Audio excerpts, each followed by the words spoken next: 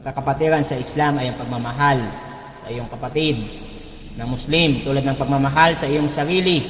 La yu'minu ahadukum hatta yuhibba li akhihi ma yuhibbu li nafsihi. Di magiging mananampalataya ang isa sa inyo hanggang sa mahalin ninyo para sa inyong kapatid ang minamahal ninyo para sa inyong sarili. Hanggat hindi mo ninanais para sa kapatid mo, kung nais mo para sa sarili mo, hindi ka magiging tunay na mananampalataya. Sabi ng Propeta Muhammad sallallahu alaihi wasallam, unsur akhaka zaliman aw mazluman. Tulungan mo yung kapatid mo, siya man ay gumagawa ng masama o kaya siya ay ginagawa ng masama. Sabi ng mga sahaba, alam namin kung paano tulungan yung ginagawa ng masama.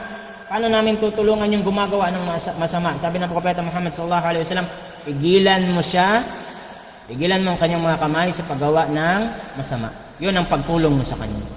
Gumagawa ng karahasan, gumagawa ng pagnanakaw, gumagawa ng kabastusan o kung ano man, pipigilan mo siya. Yun ang pagtulong mo doon sa kapatid. Hindi yung alam mo na nagkakamali, itatago mo pa. Pagkakapatiran sa Islam ay pagpapakumbaba. At pag may nalaman ka na mayroong nag-aaway, anong gagawin mo? Hindi mo papalakihin, hindi mo susulsulan. Wa in ta'ifatani minal mu'minina iqtatalu fa aslihu bainahuma. At kapag ka ang dalawang grupo ng mga mananampalataya ay nagkaroon ng hidwaan, pag-ayusin ninyo sila. Ito ang tunay na kapatiran.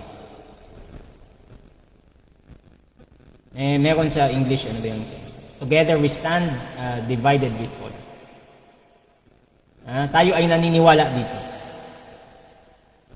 Pero may dagdag tayong mga Muslim. Meron tayong dagdag dito. Ano yung dagdag natin? Ang lakas ng mga Muslim ay ating nakakuha sa ating pagkakaisa. Hindi lang basta-basta pagkakaisa. Pagkakaisa sa ilalim ng kagustuhan at kaluguran ni Allah subhanahu wa ta'ala. Ito yung tunay na lakas ng mga Muslim. Yung magkaroon tayo ng pagkakaisa sa kagustuhan at kaluguran ni Allah subhanahu wa ta'ala. Iwanan natin yung pagtatalo, iwanan natin yung mga sariling interes. Unahin natin yung kaluguran ni Allah subhanahu wa ta'ala. Sabi nga ng Allah, wa ati'u Allah wa rasulahu wa la tanaza'u fatafshalu wa tadhhaba rihukum. Sundin niyo si Allah at ang kanyang propeta at huwag kayong magwatak-watak dahil kayo ay manghihina at mawawala ang inyong lakas.